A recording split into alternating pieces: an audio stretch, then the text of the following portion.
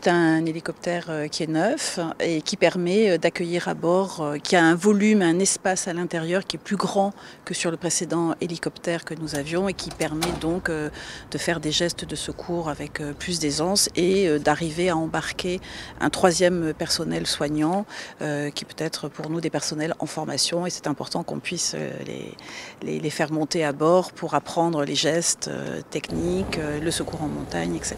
C'est simplement pour rappeler que cette hélistation donc, est à 28 mètres du sol. C'est une hélistation qui est une prouesse architecturale et qui est installée dans un centre urbain et qui permet d'accueillir jusqu'à 4 hélicoptères. Donc c'est vraiment un point vraiment positif pour le CHU, d'autant que nous sommes en relation directe avec les services de réanimation, le service du déchocage, le service des urgences. Et ça, c'est vraiment un plus que d'avoir cette hélistation et puis des hélicos dernier cri sur cette hélistation.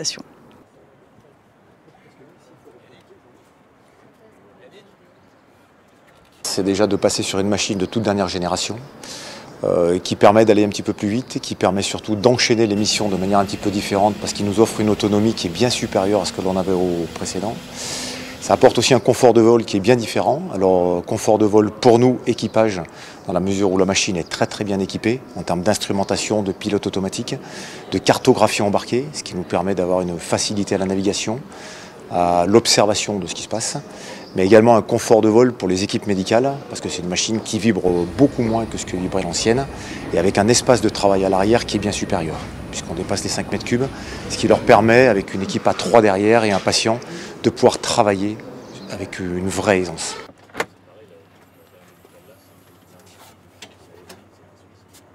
Le gros plus, c'est l'espace de travail à l'intérieur. Avec le patient, on a donc plus d'espace. On peut être à 3 professionnels de santé. Donc en général, 2 professions médicales, un médecin senior, un interne et puis un infirmier. Et ce qui permet donc de prendre le patient dans les meilleures conditions que ce qu'on avait avant, où on avait 2 places et très restreintes en termes de superficie. Plus d'autonomie, donc qui permet d'enchaîner plusieurs missions de suite sans avoir forcément à ravitailler. Plus de puissance, on avait par exemple de temps en temps des difficultés à se poser à Briançon quand il faisait chaud. Là, il n'y a plus de difficultés en termes de puissance pour pouvoir redécoller, même en altitude avec la température.